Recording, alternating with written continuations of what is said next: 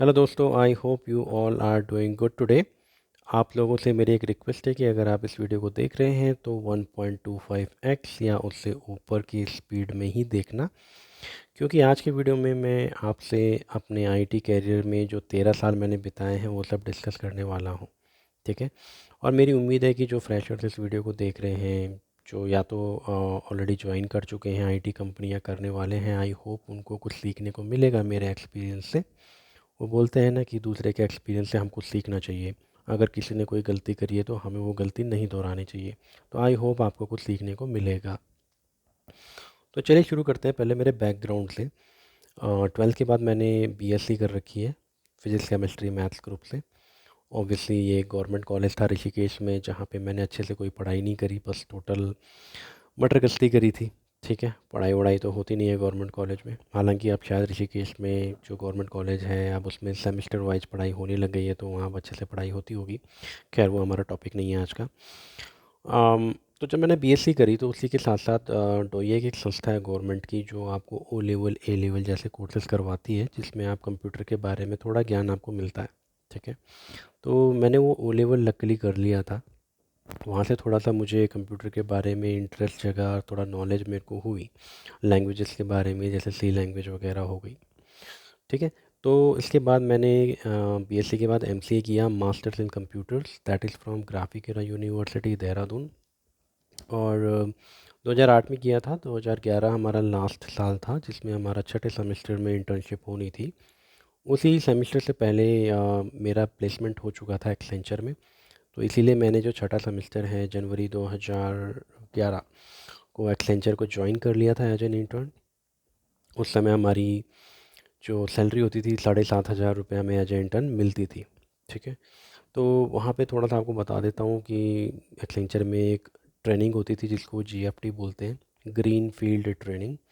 वो ट्रेनिंग हमारी हुई थी। और इससे पीछे थोड़ा सा हम चलते हैं। ठीक है। जब मैं एमसीए कर रहा था ना, तो उतना सीरियसली नहीं किया एमसीए को, जैसे जैसे कि बीएससी भी उतना सीरियसली नहीं किया, वैसे ही एमसीए भी उतना सीरियसली नहीं किया।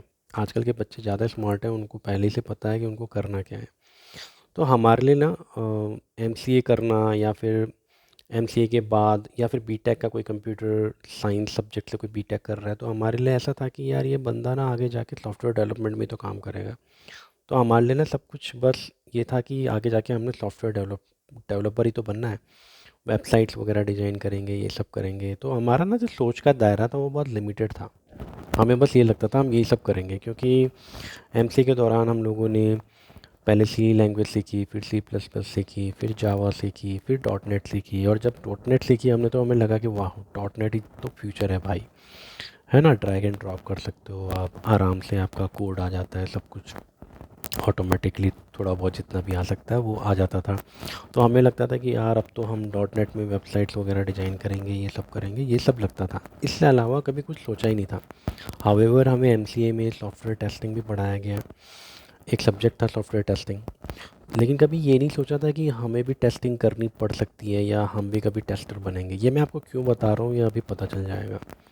तो मेरा थॉट प्रोसेस ये था, मुझे मालूम नहीं बाकी लोगों का क्या रहा होगा, बट मैं ज़्यादा नहीं सोचता था। बस यही सोचता था कि हाँ, हम सॉफ्टवेयर डेवलपर बनेंगे, वेबसाइट्स वगैरह डिज़ाइन करनी होगी, यही सब काम होता होगा।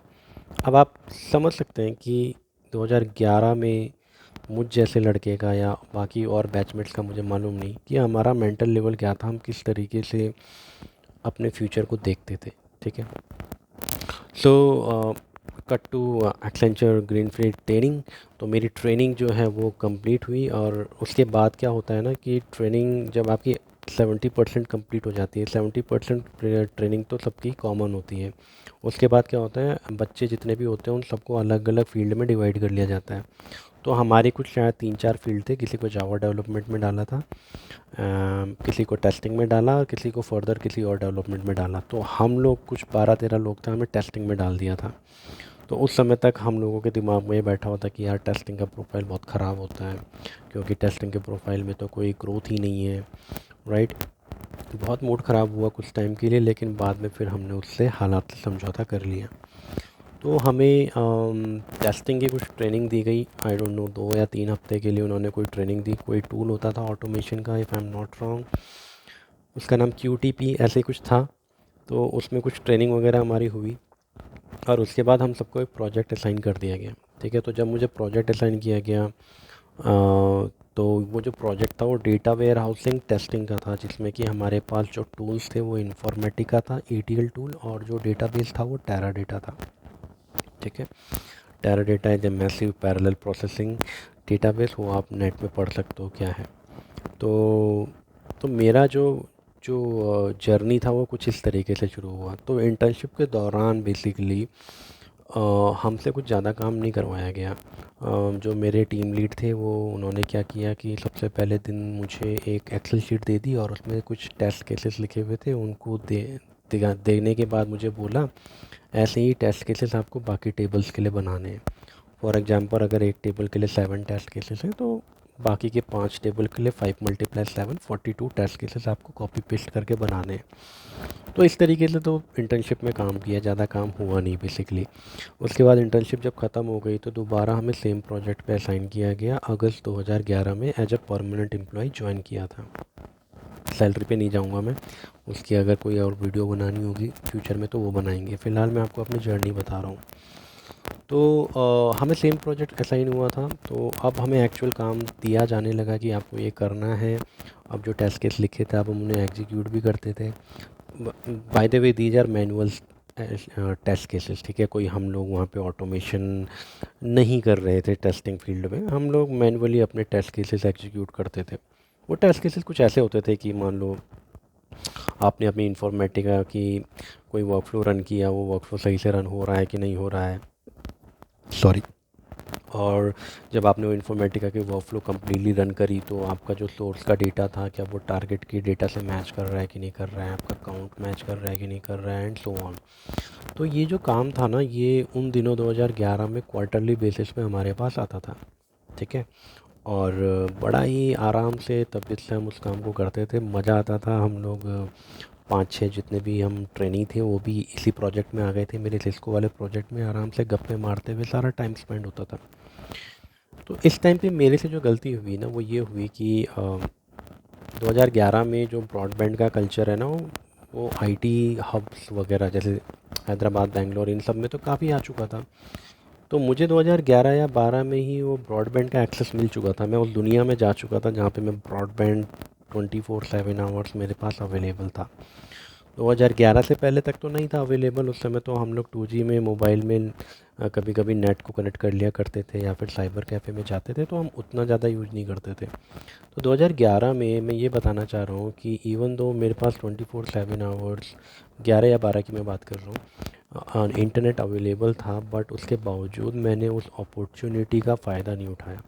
राइट, जबकि मुझे पता चल गया था कि ठीक है मुझे इन्फॉर्मेटिका में काम करना है या टेराडेटा में काम करना है या फिर यूनिक्स शेल स्क्रिप्टिंग में काम करना है। उसके बावजूद मैंने कभी भी अपनी स्किल्स को सुधारने का या फिर कुछ नया सीखने का मैंने कभी भी कोशिश नहीं करी, ट्राई नहीं किया। और क्योंकि हम लोग उस नई लाइफ में थे जहाँ पे बस मस्ती मारनी थी और थोड़ा बहुत काम कर लेना था और उससे फिर हमें 20,000 रुपये मिल जा रहे थे महीने के, तो हमारे को लगता था यार हमने बहुत कुछ लाइफ में अचीव कर लिया है। तो उस दौरान मुझे भी ये लगता है कि मुझे अपनी स्किल जो है इन्फॉर्मेटिका में, टेराडेटा में या फिर यूनिक्स में मुझे इन्हेंस करनी चाहिए थी। ठीक है, जो कि मैंने नहीं करी। ये तो मेरे से गलती हुई। अगर आप फ्रेशर हैं तो मैं तो बोलूँगा अभी तो इंटरनेट में ज्ञान का भंडार पड़ा हुआ है, आप लोग जाओ और इंटरनेट में जितना आप नॉलेज ग्रैब कर सकते हो नॉलेज ग्रैब करो। ठीक है, तो अभी cut to back to the same scenario कि मैं ETL tester, as a ETL tester काम कर रहा हूँ। तो मैंने अराउंड 2 या सवा साल या 2.5 साल इसमें एज ए ETL टेस्टर काम किया। उसके बाद हमारा जो प्रोजेक्ट था वो किसी और कंपनी को चला गया था, तो रैम्प डाउन हो गया था। रैम्प डाउन मतलब कि एम्प्लॉयज़ को हटा दिया कि भैया आपकी ज़रूरत नहीं है, आप टाटा बाय बाय। उसके बाद मैं बेंच पे आ गया and then I started taking thing seriously a little bit.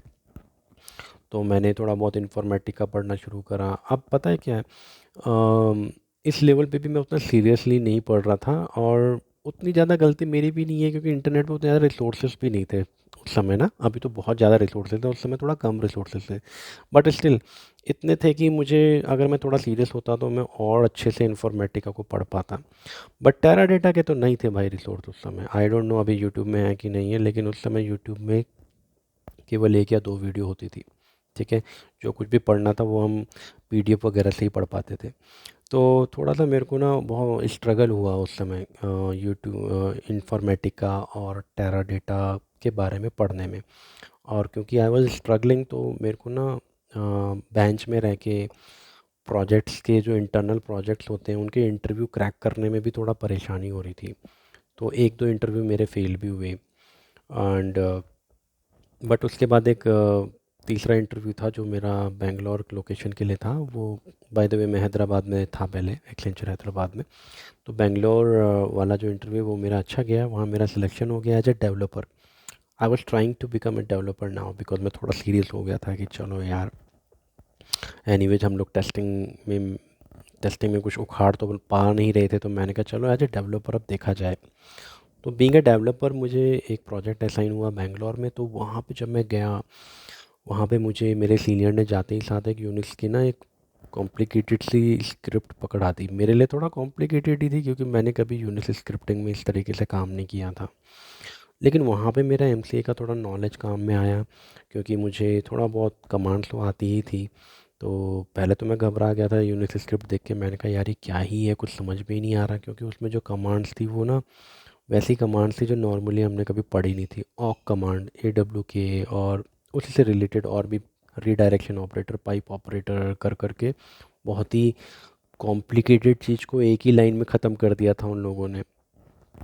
तो थोड़ा बहुत मुझे पता था यूनिक्स के बारे में, रीडायरेक्शन ऑपरेटर, पाइप ऑपरेटर के बारे में। तो मैंने क्या करना शुरू किया, मैंने ना उस स्क्रिप्ट को टुकड़ों में डिवाइड करके गूगल में सर्च करा, इसका क्या मतलब है, इसका क्या मतलब है, उनको समझा मैंने। समझने के बाद धीरे धीरे मैंने अंडरस्टैंडिंग बनाई। तो मुझे ना कुछ पैटर्न समझ में आने लगे। मुझे समझ में आने लगा कि यार अगर आपको किसी चीज़ को ऑटोमेट करना है ना, तो आप कैसे उस चीज़ को ऑटोमेट कर सकते हो। तो मैंने वो नॉलेज अपना जो है वहीं पे उस प्रोजेक्ट में थोड़ा बहुत यूज करना शुरू किया। मैंने चीज़ों को ऑटोमेट करना शुरू किया, ठीक है।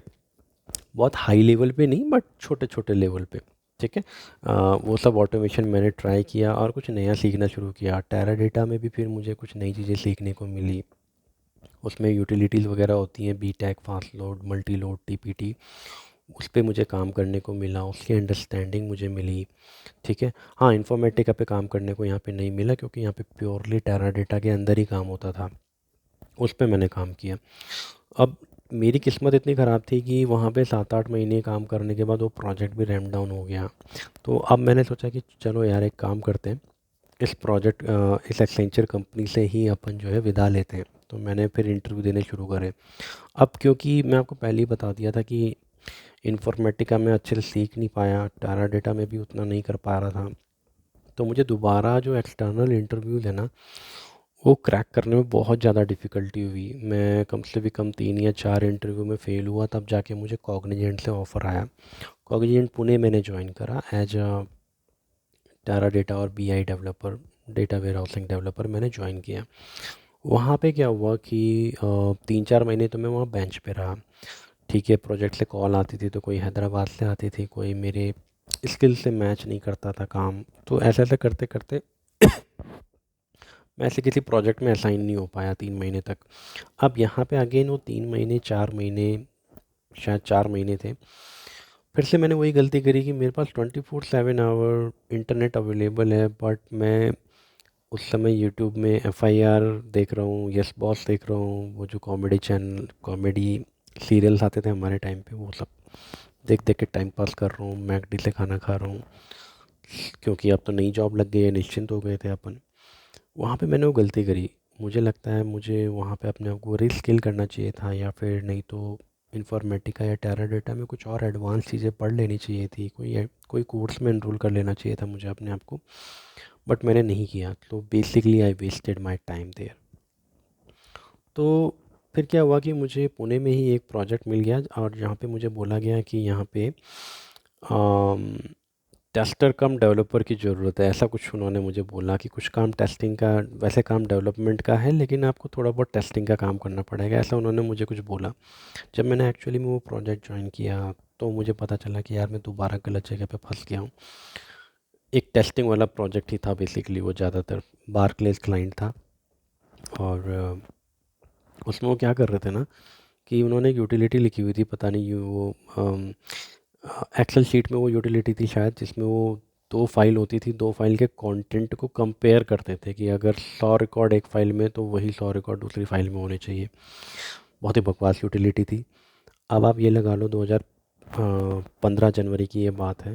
2015 में लोग बिग डेटा पता नहीं क्या क्या टेक्नोलॉजीज़ में काम कर रहे थे, और मैं इस तरह की चीज़ों में काम कर रहा था। तो कहीं ना कहीं मेरी किस्मत ने भी मेरे को साथ नहीं दिया कि मेरे को अच्छा काम नहीं मिला, मैं सीख नहीं पाया। सो एक तो ये कारण था कि काम बहुत बेकार था, दूसरा हमारे बार्कलेज के एक मैनेजर थे, वो बहुत ही कुत्तों की तरह डांटते थे हम लोगों को। गलती ये थी हमारी कि कॉग्निजेंट की बिल्डिंग के सामने ही बार्कलेज की बिल्डिंग थी, तो वो हमें कभी भी बुला लेते थे और कभी भी हड़का देते थे। तो ना, एक तो वो रीज़न था, दूसरा ये था कि वहाँ पे मेरी टीम में 4-5 लोग थे, लेकिन मेरा ना वो अब फ्रेंड सर्कल नहीं बन पाया जो कि मेरा पहले एक्सेंचर में था। तो मैं ना बहुत अकेला अकेला अपने आप को फ़ील करता था। तो मैंने, और वैसे भी काम बेकार था, मैनेजर बेकार था, तो मैंने बिना, क्लाइंट मैनेजर की बात कर रहा हूँ, तो मैंने बिना ऑफ़र के रिज़ाइन मार दिया। This was the first time when I resign without any offer. और आप यकीन मानो कि मेरे पास उस समय कोई कॉल ही नहीं आई। तो naukri.com ना एक प्रीमियम सुविधा देता है। उस समय शायद मैंने 2-3 हज़ार रुपये में, आई डोंट नो, 2-3 हज़ार या 5 हज़ार रुपये कितने रुपये लगाए, मैंने वो प्रीमियम सुविधा ली उनकी। और मुझे एक भी कॉल नहीं आया naukri.com से उस समय। And my luck was not favouring me. और मुझे याद नहीं कि मैंने कोई इंटरव्यू उस दौरान दिए थे कि नहीं दिए थे। तो एट द एंड मोमेंट जब मेरे 5-6 दिन रह गए थे या फिर 10 दिन रह गए थे, तो मैंने इन्फोसिस में इंटरव्यू दिया था। इन्फोसिस में जब मैंने इंटरव्यू दिया था तो वो थ्योरेटिकल इंटरव्यू था, वो आधे घंटे का एक राउंड हुआ, उतने में उन्होंने मुझे क्लियर कर दिया। उस समय कॉग्नी में मेरा पैकेज 7 लाख था। हालांकि ये वीडियो में मैं पैकेज नहीं बताने वाला था, लेकिन बस इस पॉइंट पे मैं आपको बताऊंगा। 7 लाख मेरा पैकेज था। एक्सेंचर में मेरा 3 लाख था। जब मैंने कंपनी छोड़ी थी एक्सेंचर की, तो शायद उस समय मेरा पैकेज अराउंड 4.5 रहा होगा। उसको छोड़ के 7 लाख पे मैं कॉग्नी में आया था। तो जब मैंने इन्फोसिस में इंटरव्यू दिया, एक एक राउंड हुआ, थ्योरेटिकली मेरा सिलेक्शन हो गया था। तो उस समय मुझे जो एचआर ने ऑफ़र दिया वो दिया 7 लाख। मैंने कहा मैडम यार, 7 लाख तो मेरे को अभी कॉग्नी में मिल रहे हैं, आप 7 ही दे रहे हो मुझे। कह रही ठीक है अभी आती हूँ, रुक जाओ। थोड़ा अंदर गई, वापस आई, थोड़े टाइम बाद कहती है आई कैन ऑफ़र यू 5.8। और लिटरली मेरा वहाँ रोने वाला मुंह हो गया था। मैंने कहा 5.8। और पता है क्या, उस समय मेरे पास कोई ऑफ़र ही नहीं था, तो मैंने कहा चलो 5.8 ही सही। तो मैंने कहा ठीक है आप दे दो मुझे offer, because I was thinking कि अभी 10-15 दिन है, कोई और ऑफ़र तो मिल ही जाएगा। तो 5.8 वाला ऑफ़र लेके मैंने, बताओ, कॉग्निजेंट छोड़ी जहाँ मैं 7 लाख कमा रहा था। तो उसके बाद मैंने इन्फोसिस ज्वाइन करी। एंड इन्फोसिस से पहले ही मैं सोच रहा था उन 10 दिनों में कोई ऑफ़र क्रैक कर लूँगा, बट अगेन क्योंकि मैं टेक्निकली साउंड नहीं था उतना एसक्यूएल टेराडाटा में उस दौरान, मैं इंटरव्यू ही नहीं कोई क्रैक कर पाया। 2-3 इंटरव्यू शायद हुए होंगे, मैं उनको क्रैक नहीं कर पाया। एक इंटरव्यूअर था, वो एनसीआर कोई कंपनी है, गुड़गांव में या नोएडा में कहीं है। तो वहाँ पे मैंने इंटरव्यू दिया था, मुझे अभी याद आ रहा है। तो मैं बैठा हुआ था, वेट कर रहा था इंटरव्यूअर का। वो जैसे ही आया, उस बंदे ने एक पाँव पे दूसरा पाँव रखा और बोला, एक टेबल से डुप्लीकेट रिकॉर्ड डिलीट करने के 5 तरीके बता दे मेरे को। और उस समय मुझे केवल एक तरीका आता था। तो मतलब ये हालात थी मेरी। तो मैं आपको यही बोलूँगा, उस समय 3.5-4 साल का एक्सपीरियंस था, तो मैं आपको यही बोलूँगा कि मेरी तरह ये गलती मत करना। अपने कैरियर के स्टार्टिंग में आप जितना सीख सकते हो उतना आप सीखो। आपके पास इंटरनेट अवेलेबल है, फ्रीली आपके पास सारी चीज़ें अवेलेबल हैं आज की डेट में। तो जितना आप सीख सकते हो अपने कैरियर के स्टार्टिंग में, आप उसको सीखो। अपना टाइम वेस्ट मत करो भाई। ये इंस्टाग्राम वगैरह छोड़ दो, रील बनाना छोड़ दो, और अपना पढ़ाई पे ध्यान रखो, ठीक है। तो मैंने इन्फोसिस ज्वाइन किया। इन्फोसिस में अगेन मैं शायद 2-3 महीने में बेंच पे रहा, and then I joined one client. और यहाँ से थोड़ा बहुत मेरा डेटा वेयर हाउसिंग का जर्नी बीइंग अ डेवलपर शुरू हुआ, जहाँ पे फिर मैंने सिक्वल सर्वर में काम किया। सिक्वल सर्वर में स्टोर प्रोसीजर लिखे, PDW SQL सर्वर का एक एडवांस वर्जन है, मासिव पैरेलल प्रोसेसिंग कोर्स ये सपोर्ट करता था PDW। उसमें हम लोगों ने स्टोर प्रोसीजर्स लिखे। फिर मैंने पावर शेल स्क्रिप्टिंग में काफ़ी काम किया वहाँ पे। जो मेरा यूनिक्स स्क्रिप्टिंग का जो नॉलेज मैंने गेन किया था पिछले 1 साल में एक्सेंचर के दूसरे प्रोजेक्ट में, वो मेरे बहुत काम आया, क्योंकि वहाँ से मैंने एक हैबिट और एक मेंटल जो आप अपने आप को तैयार करते हो किसी चीज़ को, राइट, तो स्क्रिप्टिंग कैसे करनी चाहिए, ऑटोमेशन कैसे करना चाहिए, आप एक पैटर्न ढूंढते हो। जब आपको पैटर्न मिल जाता है ना, तब आप ऑटोमेशन करते हो। तो वो ना, वो थॉट प्रोसेस मुझे आ गया था उस सेकंड प्रोजेक्ट से एक्सेंचर के। तो वो यूनिक्स की स्क्रिप्टिंग का मुझे बहुत फ़ायदा हुआ, और वही चीज़ फिर मैंने पावर शेल में भी इम्प्लीमेंट करी। तो इस वाले क्लाइंट के लिए इन्फोसिस में मैंने 4.1 4.2 कुछ ऐसा इतने साल काम किया। और इनके सारे के सारे जितने भी प्रोडक्ट थे वो ज़्यादातर माइक्रोसॉफ्ट के प्रोडक्ट थे। तो इनके पास SSIS का भी थोड़ा बहुत काम था, ज़्यादा नहीं था। However SSIS was never my cup of T, because क्योंकि मैं इन्फॉर्मेटिका बैकग्राउंड से आता था, तो मुझे इन्फॉर्मेटिका ज़्यादा जमता था, तो मैंने SSIS में ज़्यादा काम नहीं किया। बट हावेवर मुझे थोड़ा हैंड्स ऑन SSIS में मिला। अच्छा, यहाँ पे मुझे थोड़ा बहुत SSI सॉरी इन्फॉर्मेटिका में भी काम करने को मिला 1 आध साल। कुछ मैपिंग्स वगैरह थी, उनमें थोड़ा बहुत इन्हेंसमेंट करने को मिली। तो इन्फॉर्मेटिका में थोड़ा बहुत मैंने यहाँ पे अपना और थोड़ा सा डेवलपमेंट में सीख लिया था। तो ये सब चल रहा था। और इस दौरान फिर मैंने अपने आप को डेटा वेयर हाउसिंग कॉन्सेप्ट से अवगत कराया, थोड़ा वेल इक्विप्ड किया मैंने अपने आप को। मैंने डायमेंशन मॉडलिंग, डायमेंशन टेबल क्या होती है, फैक्ट टेबल क्या होती है, डायमेंशन टेबल के कितने टाइप्स होते हैं, फैक्ट टेबल के कितने टाइप्स होते हैं, ये सब पढ़ा मैंने। ठीक है, सिक्वल सर्वर में स्टोर प्रोसीजर कैसे बनाते हैं, उसमें फिर आप कंडीशन वगैरह या फिर फॉर लूप वगैरह लूपिंग वगैरह करनी हो वो कैसे करोगे, ये सब चीज़ें सीखी।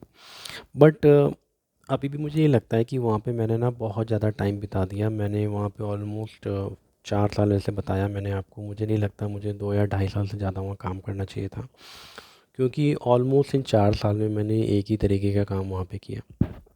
हाँ, एक छोटी सी जो अच्छी चीज़ हुई वो ये हुई कि मुझे वहाँ पे थोड़ा बहुत हडूप में काम करने को मिला, बट वो भी बेयर मिनिमम था।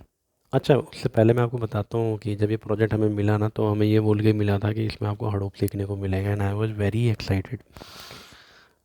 2015 की ये बात है, आई वाज वेरी एक्साइटेड। मैंने कहा यार हडूप सीखने को मिलेगा, the the part of Hadoop which we were using was very minimal. हम लोग क्या कर रहे थे कि हम लोग फाइल इंजेक्शन एक्टिविटी में काम करते थे। SSIS एक पैकेज होता था जो कि हमारी फ़ाइल को पिक करता था और उस फाइल को डंप करता था HDFS में। ठीक है, उसके ऊपर एक हाइव स्क्रिप्ट रन करती थी और उसको HDFS में डंप करते थे हम लोग, और फिर वहाँ से हम PDW में एक्सटर्नल टेबल क्रिएट करते थे।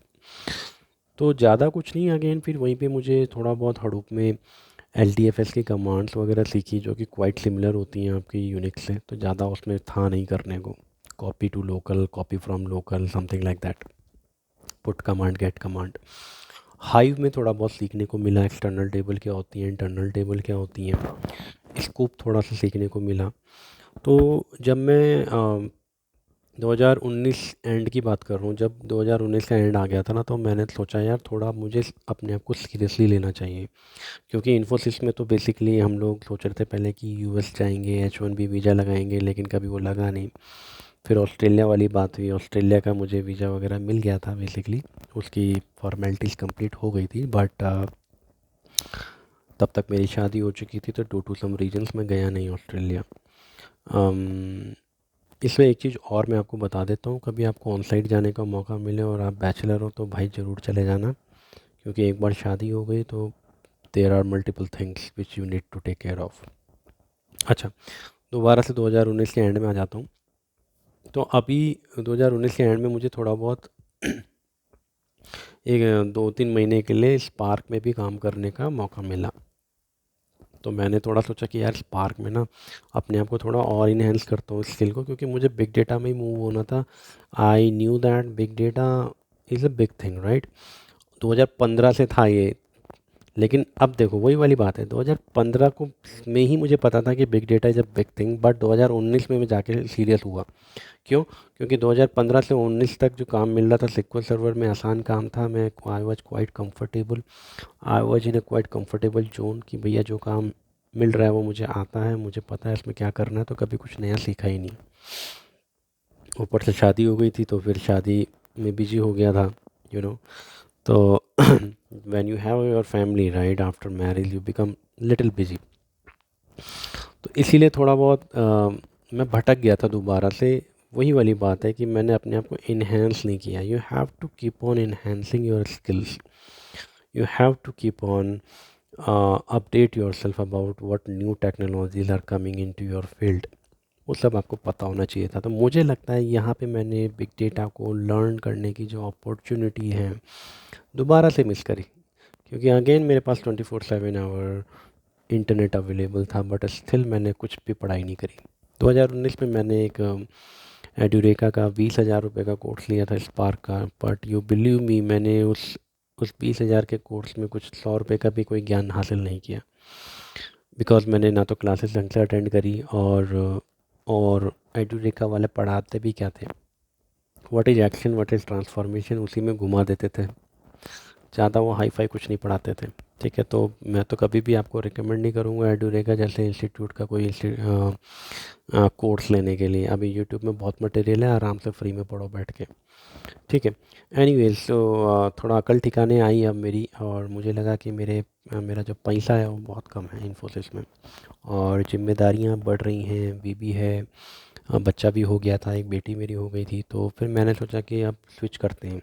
एंड मैं थोड़ा पक भी गया था वहाँ पे अपने मैनेजर से। बेसिकली हाइक वगैरह ज़्यादा मिलती नहीं थी, मैनेजर की भी क्या गलती है, वो तो इन्फोसिस में सभी के साथ होता है। तो मैं उस चीज़ से भी थोड़ा फ्रस्ट्रेट हो गया था, तो इसलिए मैंने वहाँ से रिजाइन मार दिया बिना किसी ऑफ़र के, again second time. And again मेरे साथ फिर वही चीज़ हुई कि मेरे को कोई ऑफ़र ही नहीं आ रहा था। ऑफ़र नहीं, बेसिकली कॉल ही नहीं आ रही थी। 3 महीने का नोटिस पीरियड होता है इन्फोसिस में, और मुझे उन 3 महीनों में शायद 2 या 3 जगह से कॉल आई होगी।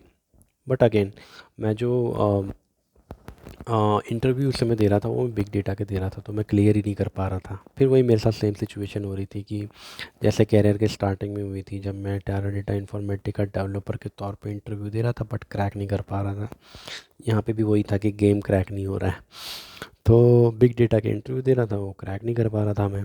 तो अब हालत ऐसी हो गई थी कि मैंने रिज़ाइन दे दिया था, और मेरा लास्ट वर्किंग डे भी हो गया था 30 जनवरी को 2020 में, और मेरे पास कोई ऑफ़र नहीं था। और कहीं पे अगर मेरा कहीं हो भी जाता था सिलेक्शन, तो बीच में एंड मोमेंट पे कभी मैनेजर राउंड में बाहर हो जाता था, कभी HR राउंड में बाहर हो जाता था ना। धीरे धीरे मैं फ्रस्ट्रेट होने लग गया था वैसे, बाय द वे। तो इसीलिए लोग बोलते हैं कि बिना किसी ऑफ़र के कभी रिजाइन नहीं मारना चाहिए। बट हमारे साथ आयरनी ये है IT के बंदों के साथ में कि नोटिस पीरियड ही 3 महीने का है, तो उन 3 महीने पे कॉल ही नहीं आती है। एंड आई एम ए गाय जो कि बहुत जल्दी फ्रस्ट्रेट हो जाता है और डिसीजन ले लेता है। तो मैंने कहा यार छोड़ो, मैं बिना ऑफ़र के ही रिजाइन मार दूंगा। तो वो वाली स्टोरी थी। तो 31st of January was my last in Infosys, and 8th of February को मेरे को ऑफ़र आ गया था किसी और कंपनी से। टेक्नोसॉफ्ट करके कोई कंपनी है जो अपने आप को सर्विस बेस्ड बोलती है, लेकिन मुझे तो वो कॉन्ट्रैक्चुअल कंपनी लगी, क्योंकि उन्होंने मुझे एब्सोल्यूट डेटा करके एक कंपनी है जो कि अब इन्फोगेन ने एक्वायर कर ली है, गुड़गांव में थी ये कंपनी। वहाँ पे उन्होंने मुझे भेजा था being a contract in a contract. So यहाँ पे लेकिन फिर मेरी वही किस्मत की, जो काम मैं सीखना चाह रहा था वो मुझे नहीं मिला। मुझे काम करना था क्लाउड में, मुझे क्लाउड में काम सीखना था, बिग डेटा में काम सीखना था, लेकिन मुझे काम मिला SQL सर्वर में। तो मैं 9 महीने तक SQL सर्वर के स्टोर प्रोसीजर ही लिख रहा था। तो इस दौरान क्या हुआ, मेरे एक फ्रेंड है जो कि लंदन में है, इस समय यूरोप में है बेसिकली। उसने उसकी और मेरी बातचीत हुई, तो मैंने उससे बोला यार अब मैं ना अच्छा खासा कमा लेता हूँ, अब मेरे को ना 90-95 हज़ार इन हैंड आ जाती है। तो उसने बोला यार संजय तेरे एक्सपीरियंस के हिसाब से तो अभी भी कम कमा रहा है। And I was quite shock. मैंने कहा यार मैं कम कमा रहा हूँ? तो यहाँ पे देखो हमारे थॉट प्रोसेस में और जो नई जनरेशन आ रही है उनके थॉट प्रोसेस में, राइट, कितना डिफरेंस है। तो मुझे लग रहा था उस समय 90,000 बहुत कमा रहा हूँ यार 8 साल के एक्सपीरियंस पर। बट जब मेरे फ्रेंड ने मुझे वो आईना दिखाया कि भाई तू अभी भी कम कमा रहा है, दैन मैंने तुरंत रिजाइन मारा। एंड यहाँ पे यहाँ पे शायद मैंने बिना ऑफ़र के नहीं मारा। ऑलरेडी यहाँ पे मेरा नोटिस पीरियड 1 महीने का था, तो यहाँ पे मुझे एक ऑफ़र मिल चुका था। तो मैंने उसके बाद यहाँ पे रिजाइन मारा, 1 महीने का नोटिस सर्व किया और ये कंपनी ज्वाइन करी, चौथी कंपनी। ये चौथी कंपनी जब मैंने ज्वाइन करी ना, यहाँ पे काम था स्पार्क में। ये था काम स्केला स्पार्क में। लेकिन इनका काम कुछ ऐसा था कि इनका, मैं कंपनी का नाम नहीं बताऊंगा क्योंकि ये कंपनी मैंने छोड़ दी थी बेसिकली कुछ कारण से। तो वहाँ पे जो काम था स्केला में, स्केला स्पार्क में था, और इनका ना खुद का अपना इन हाउस बिल्ड किया हुआ एक टूल था, ठीक है। और उस टूल में ड्रैग एंड ड्रॉप करते थे, just like the way we do in Informatica and SSIS, और अकॉर्डिंगली बैकएंड में जो है स्केला की जार फाइल वगैरह जनरेट हो जाती थी, कोड वगैरह जनरेट हो जाता था। तो अगेन वहाँ पे कुछ इतना सीखने को मिला नहीं। दूसरा वहाँ पे जो है मुझे एक ऐसा काम दे दिया गया है जो मुझे समझ ही नहीं आ रहा था। मतलब 40-50 टेबल्स का जॉइन लग रहा है और उससे क्या आउटपुट मिल रहा है मेरे को समझ में ही नहीं आ रहा था। यार तुम किसी को कोई काम दे रहे हो तो कम से कम एक बैकग्राउंड तो स्टेब्लिश करोगे ना, आप समझाओगे ना कि भैया 40 टेबल है, 40 के 40 टेबल का सिग्निफिकेंस क्या है, फाइनली आप क्या अचीव करना चाह रहे हो। तो 2-3 डेवलपर और थे साथ में। तो बट मुझे ना कुछ समझ ही नहीं आ रहा था वहाँ पे चल क्या रहा है यार। एक स्टार्टिंग से जो पेज है ना मेरा वो क्लियर नहीं हो पा रहा था, और उससे अलावा वहाँ पे कोई भी चीज़ डिप्लॉय करनी होती थी तो इंटरडिपेंडेंसी बहुत हो गई थी दूसरे लोगों पे। एंड काम कुछ ऐसा हो गया था कि मैं रात को 12 बजे, 1 बजे, 2 बजे लॉग ऑफ करता था। तो मेरा ना पूरा वर्क लाइफ बैलेंस हिल गया था, तो मैंने वो कंपनी छोड़ दी और उसके बाद 1.5-2 महीने तक मैंने रेस्ट लिया। तो बेसिकली उसमें मैंने स्टार्टिंग में क्या किया कि शुरू के 15-20 दिन गांव घूमा, कहीं रिलैक्स किया, मोबाइल वगैरह में या फिर पढ़ाई से रिलेटेड कुछ नहीं सोचा मैंने, ठीक है। तो मैंने अपने दिमाग को पीस ऑफ माइंड पे लेकर आया। फिर देन मैंने सोचा कि चलो यार, मेरे एक फ्रेंड हैं विनीत शर्मा, उन्होंने एजोर की पढ़ाई करके उन्होंने एजोर में स्विच किया था, तो मेरे को लगा चलो मुझे भी एजोर में स्विच करना चाहिए। तो मैंने क्या किया, मैंने एजोर के 2 सर्टिफिकेट निकाले, ठीक है, और उनकी तैयारी करनी शुरू करी। सर्टिफिकेट में क्या ही है यार, IT what is that, exam topics, एक वेबसाइट है वहाँ पे सारे डम्प्स पड़े हुए हैं। उन डम्प्स को अगर आप नहीं पढ़ोगे तो 90% चांसेस हैं आप फेल हो जाओगे अपने एग्ज़ाम में। तो मैंने उन डम्प्स को पढ़ा, 2-3 सर्टिफिकेट निकाले, एंड देन आई थॉट कि now I am ready to give the interviews. तो बट बाद में जब मैंने सेल्फ रियलाइजेशन मुझे ये हुआ कि यार संजू, एजोर में काफ़ी कुछ पढ़ तो लिया है कि ब्लॉब क्या होता है, डेटा फैक्ट्री कैसे काम करता है, ये मैंने काफ़ी कुछ पढ़ा, ठीक है। इस टाइम तक मैंने अपने अंदर वो लर्निंग एटीट्यूड ले आया था, ठीक है, जो अभी तक मेरे पे मिसिंग था 2020 तक। वो इस टाइम तक मैं वो लर्निंग एटीट्यूड ले आया था। जब मैंने टेक्नोसॉफ्ट एब्सोल्यूट डेटा ज्वाइन करी थी, वहाँ कुछ टाइम के लिए मैं फ्री था। उस समय भूपिंदर राजपूत करके हमारे देसी क्लाउड गुरु हैं, उनकी वीडियोस मैंने बहुत देखे। मतलब एक एक दिन में मैं 4-4 घंटे, 5-5 घंटे वीडियोस देखता था, और लर्निंग एटीट्यूड में अपने अंदर लेकर आया था कि मुझे सीखना है, सीखना है। यही चीज़ अगर मैं इन 8 सालों में, पिछले 8 सालों में कर लेता तो आज मैं कहाँ से कहाँ होता, आई डोंट नो। तो वापस आ जाते हैं, कट टू दिस 2 महीने का जो पीरियड था जब मैंने एजोर में सर्टिफिकेशन निकाले। मुझे ना एक सेल्फ रियलाइजेशन हुआ यहाँ पे कि मैंने जो सर्टिफिकेट निकाले, एक तो ये साले डम्प्स से निकाले हैं, ठीक है। ऊपर से आर्किटेक्चरल लेवल पे तो मुझे कुछ अभी नॉलेज है नहीं क्लाउड में कि मैं किसी को कुछ डिस्क्राइब कर पाऊँ। तो यहाँ पे एक सेटबैक हुआ मेरे लिए, और मैं ना थोड़ा सा डर गया। मैंने कहा यार मैं झूठ नहीं बोल पाऊँगा इंटरव्यू में, क्योंकि इस लेवल तक जब मैं इस लेवल पे आ चुका हूँ, 8 साढ़े 8 साल के इस लेवल पे, इस एक्सपीरियंस में मुझे थोड़ा बहुत बिग डेटा का तो एक्सपोजर था। मुझे पता था कि LTFS क्या होता है, हाइव क्या होता है, स्कूप क्या होता है, स्पार्क का कोड कैसे रन करते हैं, ये सब कुछ मुझे मालूम था। स्पार्क UI वगैरह इन सब से मैं परिचित हो चुका था। बट क्लाउड में मुझे बिल्कुल भी एक्सपोजर नहीं था, तो ना मेरा ना कॉन्फिडेंस वहाँ पे हिल गया। तो देन मैं आई थॉट कि चलो अपना स्ट्रेटजी चेंज करते हैं और मैं बिग डेटा में इंटरव्यू देता हूँ। तो that's how I got a selection into Altimetrik 12 April 2021 को। ऑलमोस्ट जो पुरानी कंपनी छोड़ी थी उसके 1.5-2 महीने बाद मुझे इस पे सिलेक्शन हुआ। तो now luckily I got a project where I was getting a chance to work in AWS cloud. अब मैं आपको ना टेक्नोलॉजी बताता हूँ। यहाँ पे मेरा पूरा टैक स्टैक चेंज हो गया, पूरा का पूरा। मतलब अब मुझे AWS में काम करना है, उसमें सीखना है कि ग्लू क्या होता है, ग्लू सर्विस क्या होती है, लैम्डा क्या होता है, ये पूरा सीखना है। IAM रूल्स क्या होते हैं, मतलब पढ़ तो लिया था भूपिंदर राजपूत जी की वीडियोस में थोड़ा बहुत, लेकिन थ्योरेटिकली देखना और प्रैक्टिकली काम करने में बहुत अंतर होता है। तो AWS का पूरा स्टैक आ गया, इसमें अथीना वगैरह सब आ गया, glue crawlers and all these parts. उसके अलावा Airflow as a scheduler, Airflow का मुझे कोई पता नहीं, ठीक है, वो पूरा सीखना पड़ा मुझे एयरफ्लो। फिर CI/CD में अभी तक उतना ढंग से काम नहीं किया था, तो यहाँ पे CI/CD as a CI/CD tool जो यूज होता था वो ड्रॉन यूज होता था, थोड़ा बहुत उसका वो लिया, नॉलेज गेन किया। फिर AWS के कंपोनेंट डिप्लॉय करने के लिए यहाँ पे टेराफॉर्म यूज होता था, बिल्कुल ही नई चीज़ थी मेरे लिए। मैं तो भैया सिक्वल का कोड लिखता था, स्टोर प्रोसीजर्स लिखता था, कभी पाइथन का कोड लिखा नहीं था। पाइथन पूरी लिखनी, टेराफॉर्म का कोड लिखना, ठीक है। हाउएवर टेराफॉर्म का कोड तो सारा नेट पे रहता है, आपको बस कॉपी पेस्ट ही करना है, बट फिर भी कुछ नई चीज़ थी मेरे लिए सब कुछ नया था। लेकिन लकीली मेरे को वो टाइम मिला अल्टीमेट्रिक में, वो ट्रांजिशन का टाइम मिला, क्योंकि मुझे एक टीम लीड को रिप्लेस करना था। तो 4-5 महीने तक वो रही, उस 4-5 महीने में मैंने सब कुछ सीख लिया था। और जब वो चले गई तो मैंने as a team lead responsibility निभाई। वहाँ पे हमने सीखा कि किस तरीके से ये आर्किटेक्चर आपको डिज़ाइन करना होता है AWS में, ठीक है। और गिटहब पूरा सीखा, गिटहब की कमांड्स वगैरह सीखी, क्योंकि अभी तक मैंने जो काम किया था वो परफोर्स जैसे टूल होते थे हमारे, उनमें काम किया था, गिटहब में कभी काम नहीं किया था। गिटहब पूरा सीखा। तो हाँ, यहाँ पे मतलब मेरे को काफ़ी कुछ सीखने को मिला।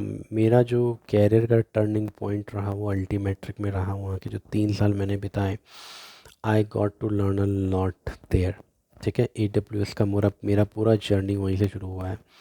उसके बाद क्या हुआ कि मैंने 3 साल वहाँ पे काम किया, और इन 3 सालों में मैंने कई बार रिजाइन मारे भाई तवे, और 1-2 बार तो बिना ऑफ़र के भी मारे थे। सो वही मैं बोल रहा हूँ कि मैं बिना ऑफ़र के कई बार रिजाइन मार देता हूँ, मेरा बस दिमाग ऐसा हो जाता है कई बार। बट आपको मैं बोलूँगा बिना ऑफ़र के रिजाइन मत मारना भाई, ठीक है।